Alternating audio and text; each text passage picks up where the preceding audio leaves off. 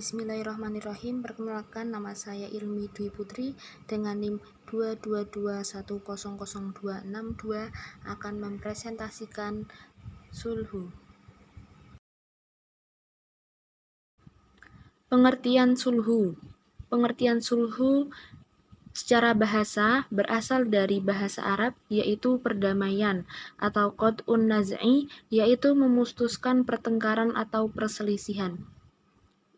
Sulhu dalam pengertian istilah adalah suatu usaha untuk mendamaikan dua pihak yang berselisihan, bertengkar, saling dendam, dan saling bermusuhan dalam mempertahankan hak. Dengan usaha tersebut dapat diharapkan akan berakhirnya perselisihan. Menurut kata lain yaitu sulhu adalah suatu proses penyelesaian sengketa di mana para pihak bersepakat untuk mengakhiri perkara mereka secara damai.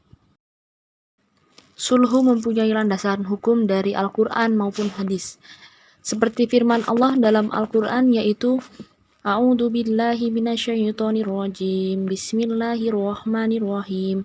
Innamal mu'minuna ikhwatun fa aslihu baina akhwaykum wattaqullaha la'allakum turhamun. Yang artinya, orang-orang beriman itu sesungguhnya bersaudara.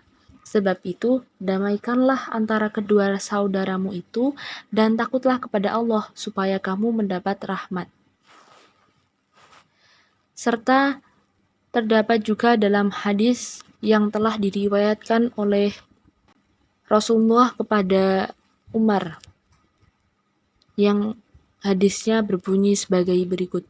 Asulhu jaizun bainal muslimina illa sulhan harrama halalan au ahalla haraman. Yang artinya asulhu hukumnya boleh di antara kaum muslimin kecuali asulhu yang mengharamkan sesuatu yang halal atau menghalalkan sesuatu yang haram. Hadis riwayat Ibnu Hibban.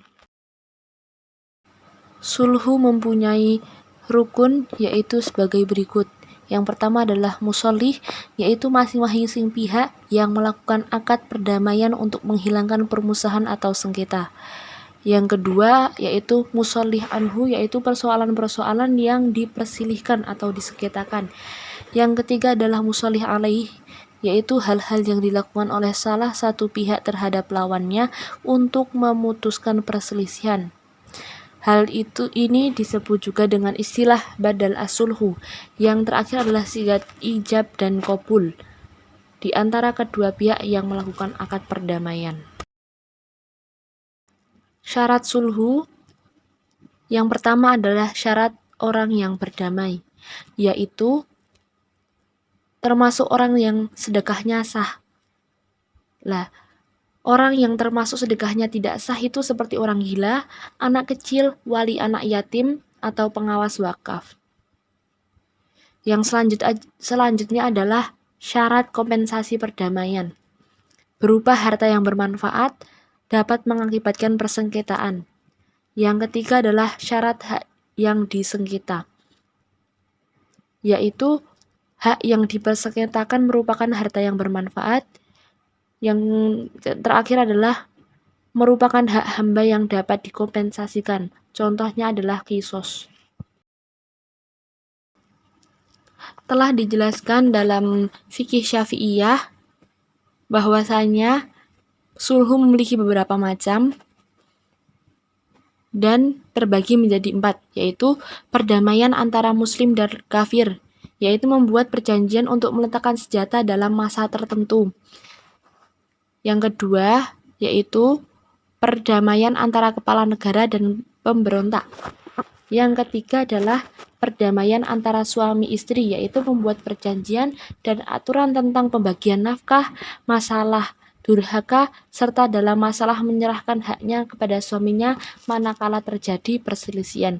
Yang keempat adalah perdamaian dalam muamalah, yaitu berkaitan dengan masalah yang terkait dengan perselisihan masalah muamalah seperti utang piutang.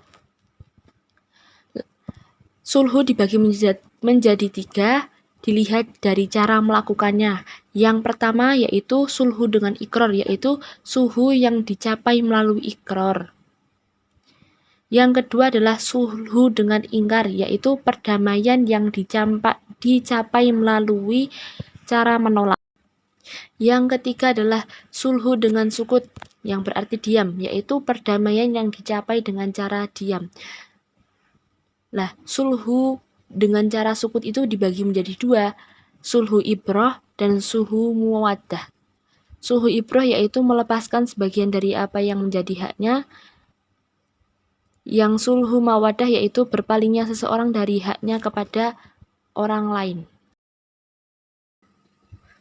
Sulhu memiliki berapa hikmah, di antaranya yang dapat saya ikrarkan yaitu merupakan cara terpuji untuk menyelesaikan permasalahan.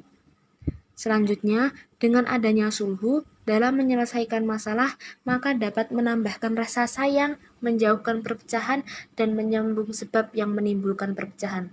Karena Rasulullah telah bersabda, "Janganlah kamu saling membenci, saling hasut, saling memutuskan.